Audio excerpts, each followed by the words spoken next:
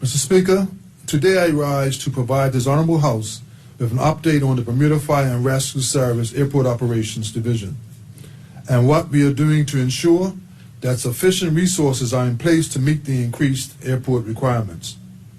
Mr. Speaker, you will recall that I made a statement to this Honorable House on February 3rd, 2023, advising of the revised requirements for the Bermuda Fire and Rescue Service at the airport and the commitment this government made to resolve the emergency situation that faced the Bermuda Fire and Rescue Service.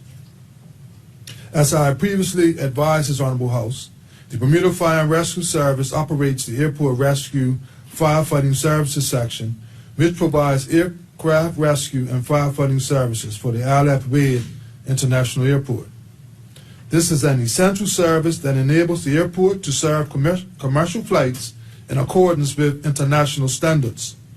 You will recall, Mr. Speaker, that I also advised of the increased staffing requirements at the airport in respect of the minimum duty strength and the need in the short term to bring in overseas firefighters to meet that revised requirement to ensure that airport operations continued uninterrupted. Clearly, we could not afford, as a country, to jeopardize the operation of the airport, which is an essential component of our economic stability and long-term sustainability. Mr. Speaker, it is important for me to underscore that the Airport Rescue Firefighting Services is a retained government service as part of the airport project agreement between Skyport and the Bermuda Airport Authority. The Bermuda Airport Authority is responsible for providing the retained government service and have transferred responsibility for the delivery of the Airport Rescue Firefighting Services to the Bermuda Fire and Rescue Service by way of a Memorandum of Understanding in 2007, with an amendment in 2017. Mr. Speaker, and I stress, there is no fee paid by Skyport to the Bermuda Airport Authority or to the Bermuda Fire and Rescue Service for this service.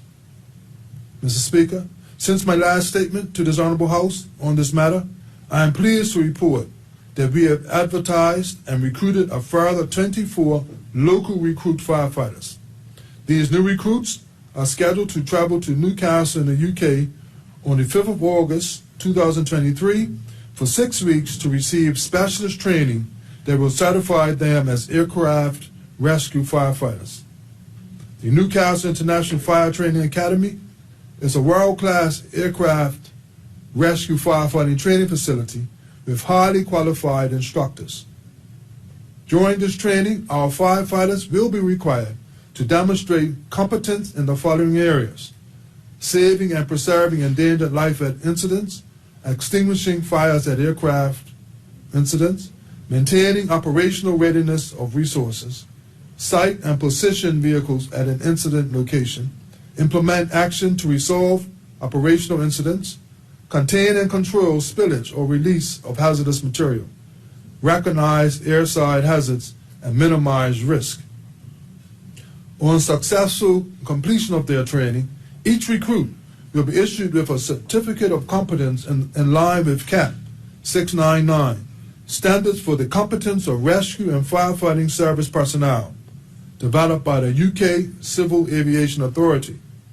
Mr. Speaker, this recruitment drive represents the last phase of the Bermuda Fire and Rescue Service's emergency plan to rapidly expand and build the extra workforce capacity required to meet the new minimum staffing levels mandated by the aerodrome regulators.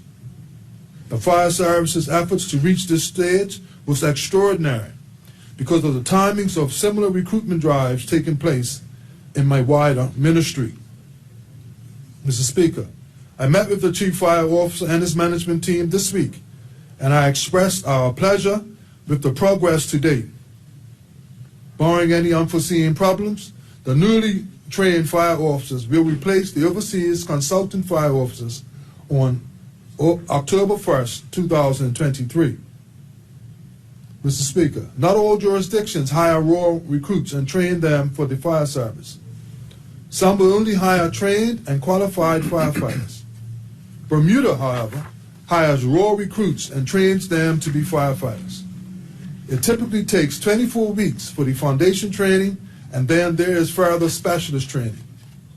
With this particular cohort, the intent is to have them certified as aircraft rescue firefighters and subsequently deployed at the airport to replace the remaining overseas firefighters by 1st of October 2023. We currently have 16 overseas firefighters remaining in Bermuda who will fulfill their contracts until they are replaced on the 1st of October 2023. On a related note, Mr. Speaker, I can advise that we are planning to fill a number of posts in the service resulting from retirements and recent promotions. This will include the Assistant Chief Firefighter's post. Earlier this month, 2 senior level management positions were filled. This is in alignment with the Fire Service's succession plan and departmental objectives for 2023-2024. Mr. Speaker, we are committed to ensuring that there are sufficient resources at the airport to maintain operations. We are also committed to recruiting and retaining Bermudians in the service in general. This essential service provides a challenging and rewarding career, and I encourage people to apply to join. Mr. Speaker, in closing, I hasten to remind this Honorable House that I made a commitment to this country that we would replace the overseas firefighters at the airport with qualified Bermudians. This recruitment and overseas training of Bermudian firefighters will achieve that end. This is another example of a promise made and a promise kept, Mr. Speaker. Mr. Speaker, I hasten to thank the women and men throughout the Bermuda Fire and Rescue Service for their continued outstanding service to this country, without which our lifeline at the airport would not be able to function and operate. Thank you, Mr. Speaker.